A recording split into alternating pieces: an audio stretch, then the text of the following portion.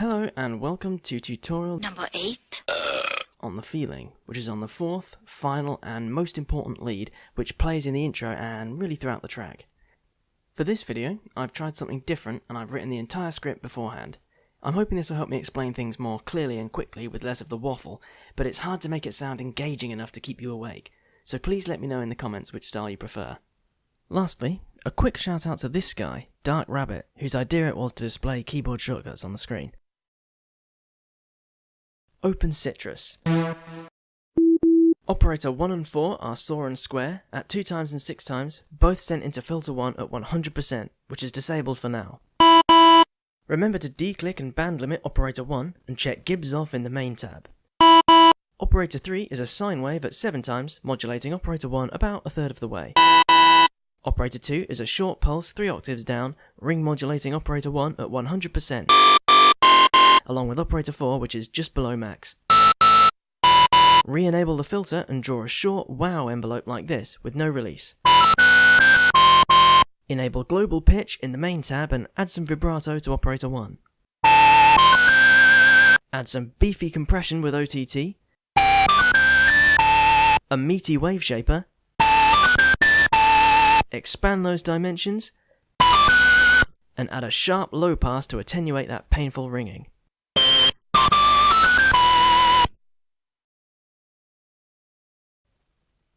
Right up until the very last minute, this lead sounded like this.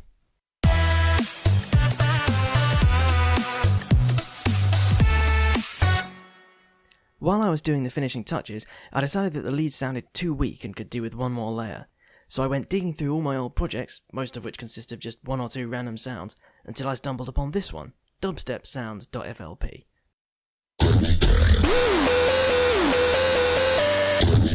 I liked the sound of this lead and brought it into the project.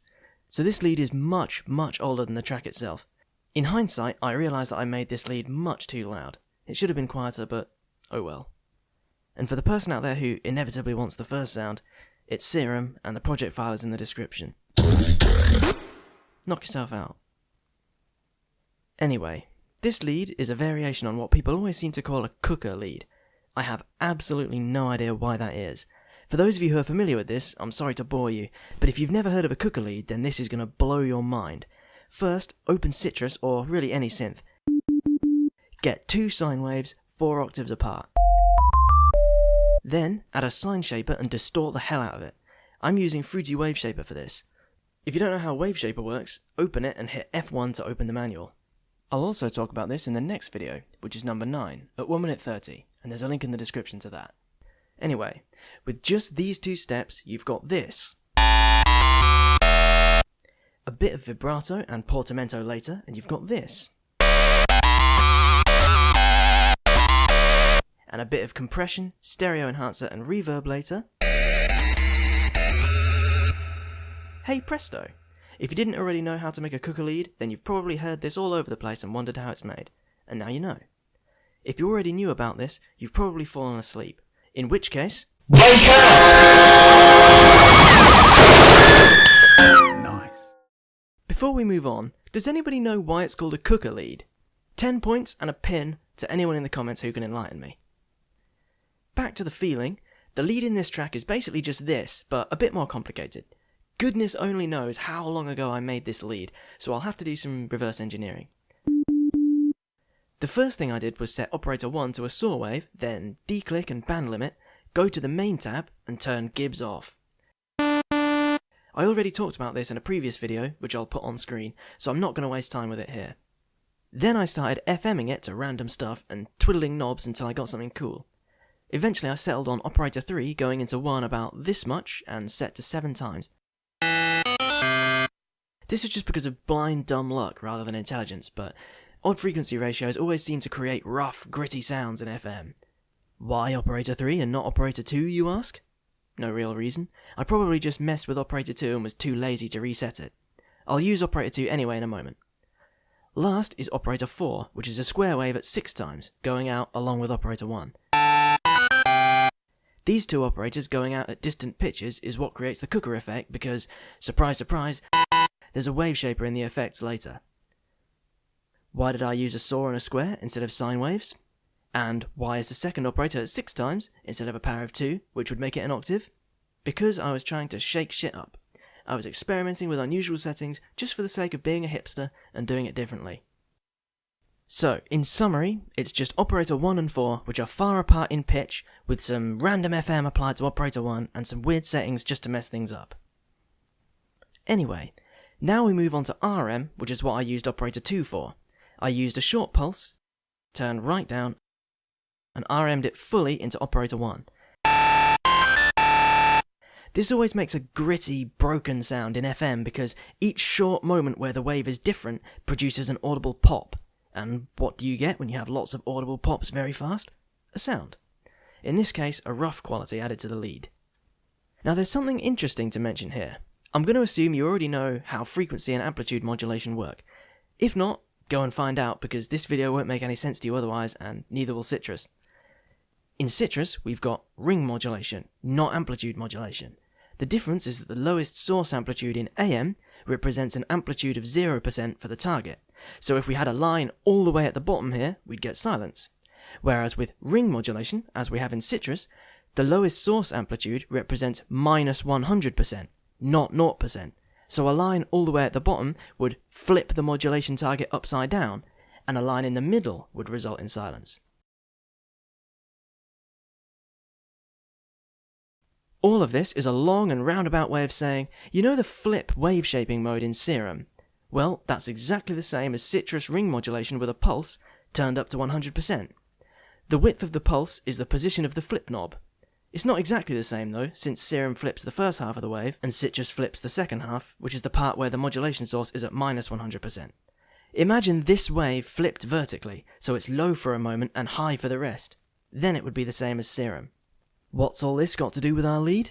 Nothing whatsoever, but it is interesting. Finally, we come to operator 4 again, which has been RM'd into 1 at slightly less than 100%. I probably arrived at this by just turning random knobs, and the value was just chosen to taste. The penultimate thing in Citrus is the filter envelope. A neat trick in Citrus is to route everything not directly out, but instead through one of the filters. Then in the filter tab, you can turn the filter off and draw a volume envelope here. That way, you can apply the same volume envelope to many operators and not have to copy and paste. For this lead though, I didn't use the volume envelope. I actually did use the filter, with a very quick attack and a bit of fall off and no release. This gives it that wow sound that funky glitch hop leads often have. The final thing in Citrus is the vibrato. In the main tab, there's a global pitch option. Enabling this applies any pitch modulation done in operator 1 to all the other operators. So I just added a pitch LFO which ramps up over time, and bingo! Vibrato. Few things to mention. First, I can use this PE knob, short for pitch envelope, to scale any modulation in the pitch section vertically, which not only helps me get the right value more easily, but I can also automate it.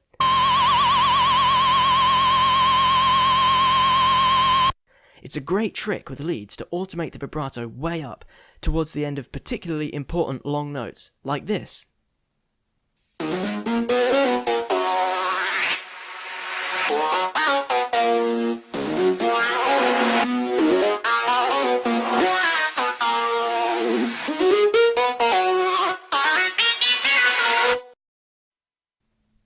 Next, make sure this second point is set to sustain by right-clicking and selecting sustain/loop end. For some reason I'm not sure of, the note keeps playing until the second point even when you let go of the key. Unless this is selected. Not sure why this is. Finally, you can select this tempo checkbox here to sync the vibrato rate with the tempo of the project. I probably should have done that, but who am I to argue with my past self? After that absolute beast of an explanation, finally we're done. With Citrus. Time for the effects. Yes, that was just the synth. Don't worry though, the effects aren't too complicated. First up is an OTT, which is a mainstay of every producer who doesn't know what he's doing or how to use a compressor properly, such as I. Not too much to talk about here. I just move these values up and down to taste, kind of like a simple EQ. If you're not sure how OTT works, then you see these volume meters as I play the audio. Well, OTT tries to keep that level in the black region by turning it up or down, hence the name upwards-downwards compressor. It does this with low, mid and high bands. Rest of the knobs should be self-explanatory, otherwise Google it since this has gone on long enough. If it helps your Googling, this plugin is a recreation of a preset, also called OTT, for Ableton's Multiband Dynamics plugin.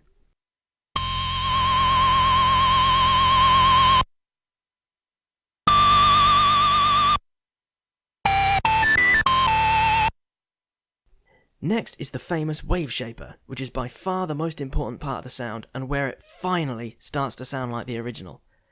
As you can see, random button mashing again. Why isn't it a sine shaper like before? Inquires the perspicacious spectator. Because I wanted to shake shit up and use different settings to normal, rejoins our magniloquent pedagogue. Next up is a dimension expander to expand those dimensions.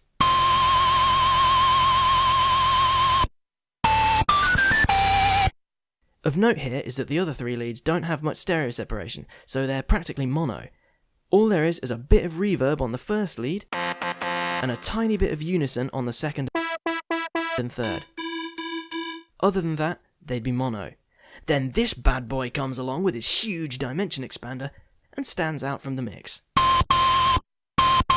Generally, I'd have the most important stuff in the centre, almost mono, and additional stuff made wide with stereo enhancer. And there's a tip for you. If your lead sounds boring, try layering it with another, pitched up an octave, and with some big ass stereo separation.